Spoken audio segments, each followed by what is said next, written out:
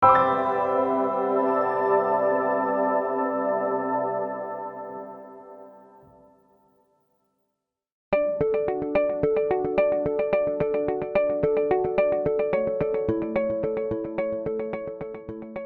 putting green renovation in northern regions of the United States, golf course superintendents must select methods to swiftly establish creeping bentgrass putting greens in order to avoid revenue loss due to course closure. Therefore, the objective of this study was to assess the impact of various cultivation methods, seeding rates, and cumulative starter fertilizer rates on establishment of creeping bentgrass during an autumn putting green renovation. A field study was conducted on sand rootzone putting greens at the Valentine Turfgrass Research Center, located in University Park, Pennsylvania, during late summer and autumn of 2017 and 2018. Cultivation treatments included no cultivation, slicing plus half-inch hollow tining, slicing plus quarter-inch hollow tining, slicing alone, and surface dimpling via the Jobsaver attachment. The Jobsaver is a block power aerator attachment equipped with quarter-inch diameter cone-shaped spikes, which produce dimples in the soil surface upon impact.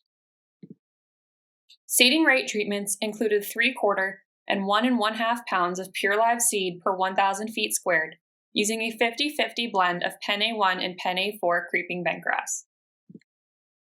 Cumulative starter fertilizer treatments delivered 1 or 1 1/2 pounds of nitrogen per 1,000 feet squared. Seedling vigor was assessed 1 week after seeding, and turfgrass cover was visually evaluated 6, 10, and 36 weeks after seeding. Slicing alone produced equal or greater turfgrass cover than slicing plus hollow tine cultivation. At the high seeding rate, surface dimpling produced similar turfgrass cover to cultivation treatments involving slicing. Cultivation by slicing or surface dimpling offers turfgrass managers a less disruptive and labor-intensive means of preparing a seedbed during putting green renovation. Creeping bentgrass establishment rate improved as seeding rate and cumulative fertilizer rates increased.